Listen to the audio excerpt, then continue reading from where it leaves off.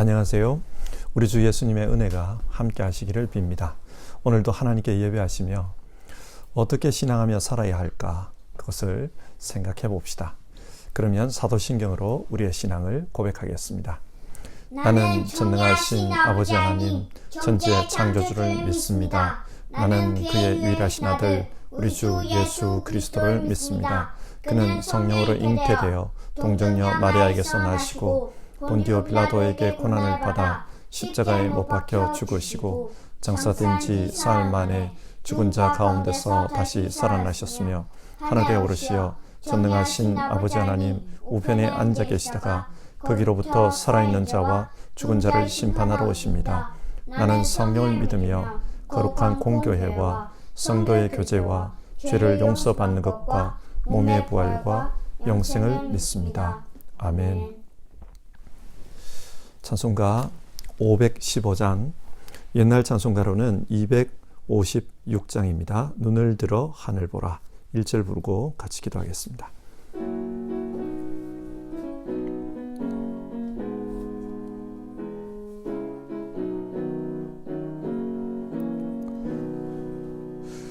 눈을 들어 하늘 보라.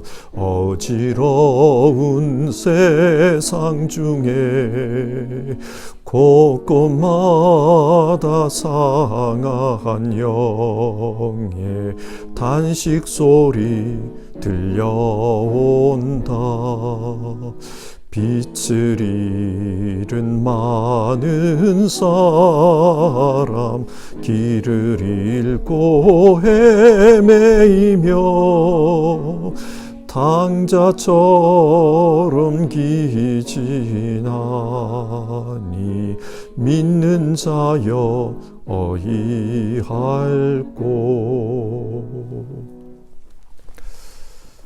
같이 기도하겠습니다.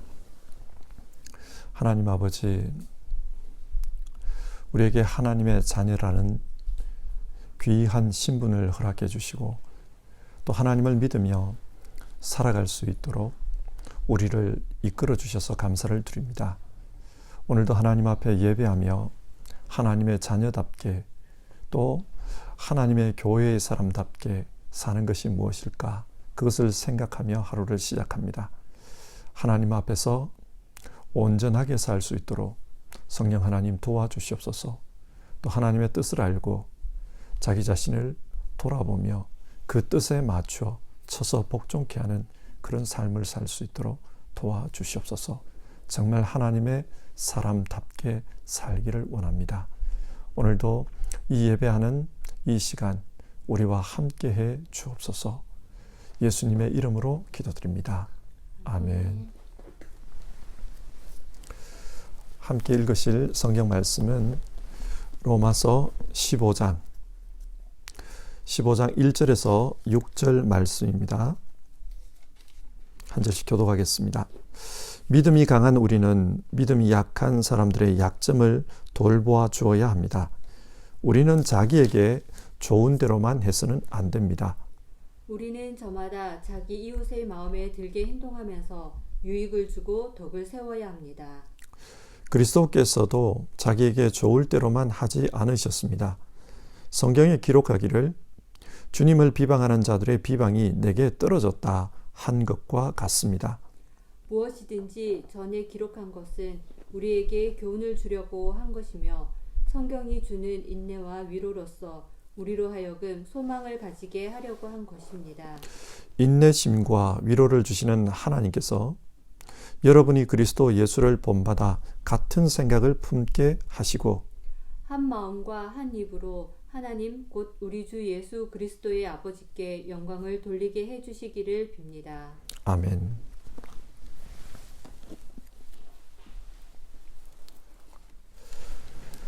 바울이 로마서를 쓸 당시 로마 교회는 갈등 상황이었습니다. 로마 교회 내에는 두 부류의 신앙 집단이 있었는데 하나는 이방인 출신의 그리스도인이었고 다른 하나는 유대인 출신의 그리스도인들이었습니다. 이들은 어떻게 신앙생활하며 살아야 하나 그에 대한 견해가 서로 달랐습니다. 그래서 갈등했는데요. 대표적인 예가 음식 문제였습니다. 유대인 출신들은 레위기가 금하는 그런 음식을 먹으면 안 된다, 그렇게 주장했습니다. 예를 들어 돼지고기나 비늘 없는 생선 같은 것은 먹으면 안 됩니다. 왜냐? 율법에서 부정한 음식이라고 말씀하기 때문입니다. 우리 믿는 자들은 거룩한 삶을 살아야 하는데 그러기 위해서는 먹는 것부터 구별된 삶을 살아야 한다. 하나님이 주신 계명대로 살려고 노력해야 한다. 그들은 그렇게 생각한 것입니다. 그래서 음식을 구별해서 먹어야 한다고 주장했습니다. 반면 이방인 출신들은 생각이 달랐습니다. 우리가 먹는 음식이 우리의 삶을 정결하게 하거나 부정하게 만들지는 못한다고 보았습니다. 예를 들어 예수님과 바리새인들 사이에 정결에 대한 논쟁이 있었습니다. 그때 예수님이 뭐라고 하셨습니까? 입으로 들어가는 음식이 그 사람을 더럽히는 것이 아니고 입에서 나오는 말이 그 사람을 더럽힌다고 했습니다. 정결의 문제에서 핵심은 속에서 나오는 것, 즉 마음이 중요하다고 하신 겁니다. 예수님을 믿고 그 마음에 주님을 모시고 사는 사람은 더 이상 율법에 얽매이지 않아도 된다고 본 것입니다. 그래서 이방인 출신 그리스도인들은 모든 음식은 먹을 수 있다, 그렇게 주장했습니다. 두 쪽 다 일리가 있습니다. 자, 이런 상황에서 바울은 성도들에게 어떻게 권면합니까? 우리 믿는 자는 형제 사랑의 삶을 실천해야 한다. 그것이 율법의 완성이다. 그렇게 권면합니다. 둘 다 따지고 보면 신앙생활 잘하려고 그렇게 주장하는 것이니까 누가 맞다, 틀렸다, 그렇게 교리적으로 대답하기보다는 음식 문제보다 더 중요한 것에 집중하자, 그렇게 권면한 것입니다. 더 중요한 것이 무엇인가? 사랑입니다. 그래서 로마서 14장과 15장에서는 어떻게 행동하는 것이 구체적으로 형제 사랑을 실천하는 길인가, 그것에 대해서 말씀하고 있습니다. 자, 그러면 오늘 본문을 보며 세 가지의 질문을 해봅시다. 첫 번째 질문입니다. 구체적으로 어떻게 하는 것이 형제 사랑을 실천하는 방법이라고 말합니까? 1절, 믿음이 강한 우리는 믿음이 약한 사람들의 약점을 돌보아 주어야 합니다. 믿음이 강한 사람들이 약한 자들을 배려해야 된다는 말입니다. 자, 그러면 여기서 믿음이 강한 자가 누구일까요? 14장 2절에서 바울은 이런 말을 했습니다. 어떤 사람은 모든 것을 다 먹을 수 있다고 생각하지만 믿음이 약한 사람은 채소만 먹습니다. 이 말씀에 따르면 믿음이 강한 사람이란 모든 것을 다 먹을 수 있다고 주장하는 그런 사람들입니다. 사실 바울도 교리적으로는 이들과 동일한 생각을 하고 있어요. 그 마음에 예수님을 믿고 하나님으로부터 의롭다 인정받은 사람은 음식 규정과 같은 그런 율법 조항에 더 이상 얽매일 필요가 없다. 마음에 하나님을 모시고 있다. 믿음을 가지고 있다. 이 신칭이 믿음이 율법보다 더 중요하다. 그렇게 생각하는 겁니다. 그래서 바울은 믿음이 강한 우리라는 표현을 씁니다. 자기도 포함해서 우리라는 거예요. 그러면 이렇게 믿음이 강한 사람들은 어떻게 믿음이 약한 사람들을 배려해 주어야 합니까? 1절 하반절과 2절을 보면 자기에게 좋은 대로만 행동하지 말고 이웃에게 유익을 주고 덕을 세우라고 합니다. 1970년대 한국의 농촌 생활을 추억해보면 그때 참 배가 고팠던 것 같아요. 그래도 여름과 가을에는 먹을 것이 많았는데 겨울이 되면 늘 배고프다, 그런 생각이 들었던 것 같아요. 그래서 긴 겨울밤이 되면은 밤에 무를 깎아 먹거나 고구마 같은 것을 깎아 먹었던 기억이 있습니다. 그러다가 시장에서 사과나 귤 같은 과일을 사오는 날이 있는데 그 날이 되면 저녁에는 한 소쿠리씩 사과를 먹든지 귤을 먹든지 그랬던 기억이 납니다. 그 당시 저를 생각해 보면 배가 고플 때는 옆에 사람이 안 보였어요. 경쟁적으로 막 먹으려고 했습니다. 그러나 배가 부르면 그제서야 옆에 사람이 보였습니다. 그래서 엄마는 안 먹어? 그렇게 질문을 했어요. 그러면 엄마의 대답은 늘 비슷했습니다. 나는 사과를 싫어한다. 신 걸 잘 못 먹어. 그러면서 계속 무를 깎아 드셨던 그런 모습이 기억이 납니다. 근데 지금 생각해 보면 왜 그러셨는지 알 것 같습니다. 여러분, 누가 어른이고 누가 아이입니까? 약자를 생각하는 그 사람이 어른입니다. 만약에 어른이 아이와 같이 경쟁하듯이 서로 과일을 먹겠다고 그렇게 싸운다면 그 사람이 과연 어른이겠습니까? 교회도 마찬가지입니다. 사도행전 6장에 예루살렘 교회 이야기가 나옵니다. 예루살렘 교회가 많이 부흥했습니다. 그런데 그때 교회 안에 문제가 있었어요. 그게 뭐냐? 날마다 베푸는 구제에서 헬라파 출신 과부들이 소외되는 일이 발생했습니다. 그 당시 예루살렘 교회의 다수는 히브리파였습니다. 그래서 헬라파 출신들 중에 누가 어려움을 당하고 있다, 이런 상황을 잘 몰랐어요. 그러다 보니 이 헬라파 사람들이 구제에서 소외됐고 불평이 나온 겁니다. 자, 이런 이야기를 듣고 12사도가 어떤 결정을 내립니까? 자신들은 하나님의 말씀 전하는 일과 기도하는 일에 전념할 테니까 형제들 중에 성령과 지혜가 충만한 사람 7을 뽑아서 그들로 하여금 이 구제하는 일을 감당토록 하자. 그렇게 제안했습니다. 좋은 제안이었습니다. 그런데 이때 뽑힌 7 집사의 이름을 보면 그 이름이 모두 헬라식 이름이라는 것을 알 수 있습니다. 무슨 말입니까? 헬라파 출신들로 하여금 이 일을 하도록 맡긴 겁니다. 여러분, 히브리파 중에는 성령과 지혜가 충만한 사람이 없어서 모두 헬라파 출신으로만 뽑은 것일까요? 아닙니다.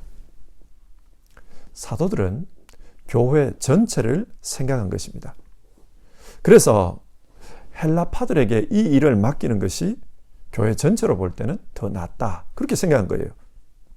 그래야 예루살렘에 와 있는 디아스포라 출신 헬라파들에게 복음이 더 뻗어나갈 것이고 뿐만 아니라 교회가 하나로 뭉쳐집니다. 개인적으로 생각하면 사도들의 측근에게 이런 일을 맡기면 좀 더 편할 수도 있어요. 그러나 사도들은 개인적인 유익을 추구하지 않고 교회 전체의 유익을 생각한 것입니다. 자, 여러분, 누가 어른일까요? 교회 전체를 생각한 사람이 어른입니다. 누가 믿음이 더 큰 자일까요? 약한 자들의 약점을 품는 사람, 그 사람이 믿음이 더 큰 사람입니다. 그래서 교회 전체에 덕을 세우려고 하는 사람, 그 사람이 믿음이 더 큰 사람입니다. 로마 교회와 비슷한 문제를 고린도 교회도 가지고 있었습니다. 고린도 교회는 성령의 은사가 충만했던 교회입니다. 정말 좋은 교회입니다. 그런데 고린도 교회의 문제는 그 은사 때문에 서로 경쟁하고 누가 더 큰 은사를 받았는가, 누가 더 믿음이 좋은가, 그렇게 싸우는 것이었습니다. 답답한 마음의 바울 사도는 성도들에게 교회를 몸과 지체에 비유해서 이야기합니다. 한 몸에 여러 지체가 있는 것처럼 주님의 교회도 마찬가지다. 주님의 교회 안에 다양한 은사를 가진 그런 지체들이 있다. 몸의 신체 중에 안 중요한 부분이 있냐? 아니다. 그처럼 주께서 은사를 주신 사람들 중에 안 중요한 사람들 없다. 다 중요한 사람들이다. 그러니까 한 몸의 지체처럼 우리가 그렇게 연합해야 된다. 그걸 말씀했어요. 그러면서 서로 자기 은사가 크다고 경쟁하는 이 사람들에게 제일 큰 은사를 소개하겠다 그럽니다. 그게 뭐였습니까? 고린도전서 13장에 나오는 사랑입니다. 사랑은 모든 것을 참고 또 모든 것을 품기 때문에 이 사랑이 제일 큰 은사입니다. 마찬가지입니다. 약한 사람들을 품는 사람, 그래서 교회 전체에 덕을 세우려고 하는 사람, 그 사람이 진짜 믿음이 강한 자라는 거예요. 그래서 믿음이 강한 자에게 배려하라고 합니다. 두 번째 질문입니다. 그러면 왜 우리는 약한 자를 품어야 합니까? 약한 자를 잘라내고 믿음이 강한 사람들끼리 신앙생활을 할 수도 있지 않습니까? 약한 자들은 또 약한 자들끼리 모여서 신앙생활을 할 수도 있지 않습니까? 근데 왜 그렇게 하지 않고 배려하면서 함께 신앙해야 한다고 말합니까? 그 대답은 3절입니다. 그리스도께서도 자기에게 좋을 대로만 하지 않으셨습니다. 교회는 예수님의 몸입니다. 교회가 예수님의 몸이라는 말은 교회는 예수님의 뜻대로 움직이는 그런 지체들의 연합이라는 뜻입니다. 그래서 예수님이 어떻게 하셨는가? 그것이 교회에서는 중요합니다. 예수님은 자기에게 좋은 것만을 행하지 않으셨습니다. 3절 하반부를 보면 시편 69편에 나오는 말씀을 인용하고 있는데요. 주님을 비방하는 자들의 비방이 내게 떨어졌다. 이 말씀은 예수님께서 구원 사역을 펼치시면서 많은 비방을 받으셨다는 것을 증명하는 그런 구절입니다. 여러분, 예수님께서 왜 비방을 많이 받으셨습니까? 그가 찔린 것은 우리의 허물 때문이고 그가 상처를 받은 것은 우리의 악함 때문이다. 예수님은 우리를 위해서 그런 고난을 당하셨던 것입니다. 자, 이것이 오늘 우리에게 무엇을 의미합니까? 4절을 보면 이런 말씀이 나와요. 무엇이든지 전에 기록한 것은 우리에게 교훈을 주려고 한 것이며 성령이 주는 인내와 위로로서 우리로 하여금 소망을 가지게 하려고 한 것입니다. 구약의 말씀 또 신약의 말씀을 기록해 두신 이유는, 하나님께서 성경을 기록하신 이유는 우리에게 교훈을 주기 위해서라는 것입니다. 예수님께서 우리의 구원을 위해 참고 인내하셨듯이 우리 역시 연약한 자들의 믿음을 위해 인내하고 배려하라, 그 말입니다. 그렇게 함으로써 예수님의 몸인 교회의 덕을 세우라는 말씀입니다. 여러분, 어떤 교회가 좋은 교회일까요? 예수님을 닮은 교회가 좋은 교회입니다. 예수님은 우리를 위해 고난을 당하셨습니다. 다르게 표현하면 크신 분이 작은 자들을 위해 희생한 겁니다. 그런데 우리 시대의 교회는 뭔가 좀 이상한 것 같아요. 교회가 약자의 편에 서서 약자를 품으려고 하는 것이 아니라 강자의 편에 서서 강자를 대변하려고 합니다. 한편으로는 이해가 되기도 합니다. 교회에 소속된 성도들 중에 사회적으로 성공하고 또 사회적으로 유력한 이들이 많기 때문에 교회가 강자의 논리를 가지게 되었다. 이해가 되기도 해요. 그러나 여러분, 교회가 약자를 품지 못하면 그것은 예수님을 닮은 교회가 아닙니다. 예수님은 누가복음 10장에서 사마리아인의 비유를 이야기해 주셨습니다. 이 비유의 핵심은 누가 강도 만난 자의 이웃인가, 그것입니다. 교회는 강도 만난 자의 이웃이 되어야 한다, 그 말씀이에요. 그래서 교회는 누가 우리 시대의 강도 만난 자인가, 그 질문에 민감해야 합니다. 그래야 예수님을 닮은 좋은 교회가 될 수 있습니다. 예수님을 본받는 교회가 되어야 합니다. 세 번째 질문입니다. 그러면 이렇게 배려함으로써 교회는 어떤 목적에 도달해야 합니까? 5절과 6절인데요. 이 구절은 바울 사도가 하나님께 드리는 기도입니다.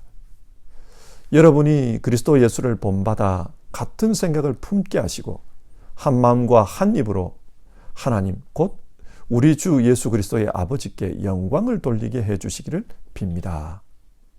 이 기도의 내용은 교회가 하나가 되어서 하나님께 영광을 돌리게 해달라, 그렇게 간구하고 있습니다. 교회는 하나님의 영광을 드러내야 하는 공동체입니다. 그래서 교회를 통해 하나님의 이름이 거룩히 여김을 받는 그런 일이 드러나야 합니다. 이 일을 위해서는 교회 구성원들이 한 마음을 품고 한 목표를 가지고 신앙생활을 해야 한다. 그것을 교훈하고 있습니다. 하나님의 영광을 위해 신앙하는 그런 사람들이 많은 교회가 진짜 좋은 교회입니다. 오늘 말씀을 정리해 봅시다. 로마 교회에는 어려움이 있었습니다. 전통의 차이로 인한 갈등이었습니다. 이 문제를 해결함에 있어 바울은 어떻게 우리가 형제 사랑을 실천할 수 있을까? 그 관점에서 해법을 제시하고 있습니다. 어떻게 하라고 합니까? 믿음이 강한 자가 믿음이 약한 자를 배려하고 품으라. 왜 그렇게 해야 하는가? 그것이 예수님을 본받는 모습이기 때문이다. 그렇게 말해요. 그리고 그렇게 함으로써 한 마음이 되어 하나님께 영광을 돌려라. 그게 교회가 존재하는 목적이다. 그렇게 말씀합니다. 자, 이 말씀을 오늘 우리에게 적용해 봅시다. 오늘 말씀을 보면서 나보다 약한 자들을 품고 또 배려하기 위해 노력하겠다. 그런 생각을 해봅시다.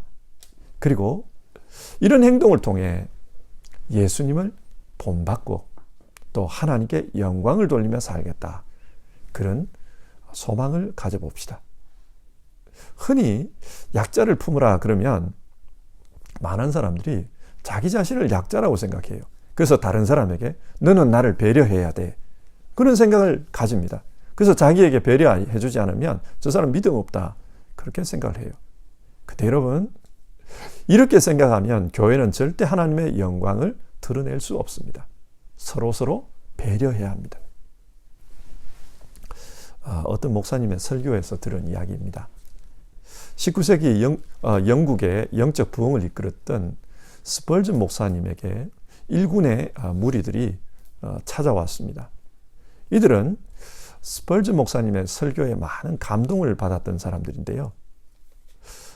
이들이 찾아온 이유는 목사님, 좋은 교회에 있으면 좀 소개해 주십시오. 좋은 교회가 없어서 참 힘듭니다. 말씀이 좋은 교회, 그리고 그 말씀대로 사는 교회, 사랑이 많고 배려를 잘하는 교회, 열심히 기도하고 또 선교하는 교회, 그런 교회를 찾고 있습니다. 스펄전 목사님께 그런 이야기를 했어요. 스펄전 목사님이 이들의 이야기를 계속 듣다 보니까 이 사람들은 교회에 대한 실망이 많은 사람들이구나, 그걸 알았어요. 그리고 스펄전 목사님이 이 사람들에게 교회는 죄인들이 오는 곳인데 흠없는 교회가 있을까요? 소개해 줄 그런 교회가 생각이 안 나네요. 그렇게 대답했어요. 그러자 이들은 실망해서 돌아갔습니다. 그런데 스펄전 목사님이 갑자기 이 사람들을 불렀어요. 오보라고. 그래서 이들은 스펄전 목사님이 우리에게 소개해 줄 그런 교회가 생각이 났나 보다.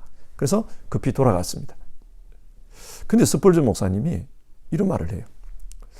혹시 당신들이 원하는 그런 교회를 발견하거든 절대로 그 교회는 가지 마십시오. 그런 말을 했어요. 그래서 궁금해서 물었습니다. 왜요? 그러자 스펄전 목사님이 하시는 말씀이 당신들이 그 교회 가면 그 교회도 망칩니다. 그러니까 절대로 당신들은 그런 교회 가지 마십시오. 그렇게 대답을 했답니다. 여러분, 이게 무슨 이야기입니까? 다 자기만 배려받으라고 하고 다 남들이 문제가 있어서 교회가 이렇다고 그렇게 생각한다는 겁니다. 나만 배려받으려고 하는 그런 삶을 살면 절대로 좋은 교회가 될 수 없습니다. 내가 배려하려고 할 때 그때 좋은 교회가 됩니다. 우리 515장 눈을 들어 하늘 보라 2절 부르고요. 같이 기도합시다.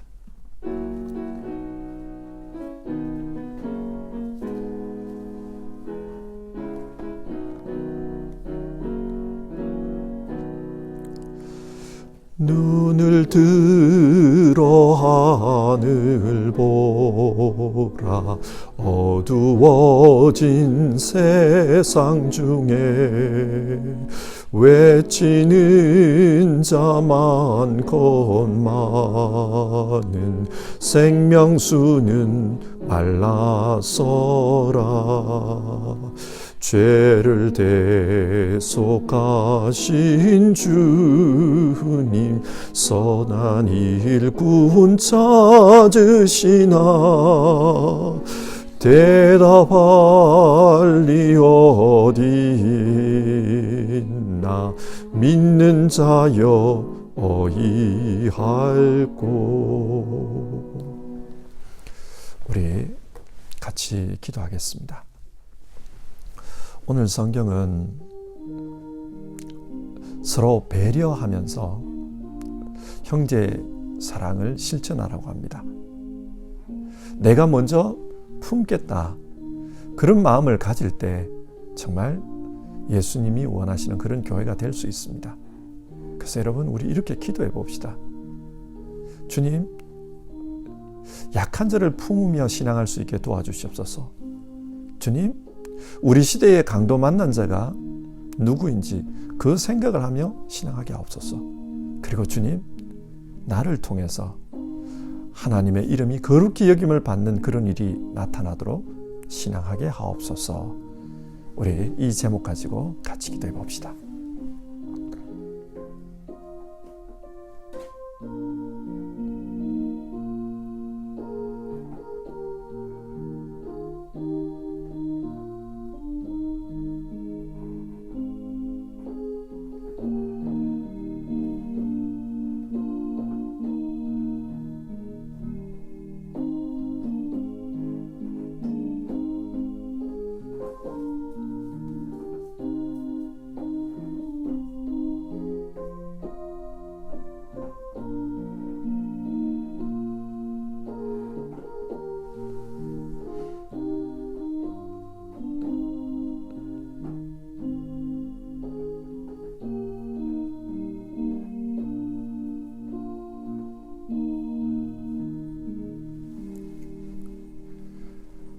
하나님, 오늘 말씀을 통해서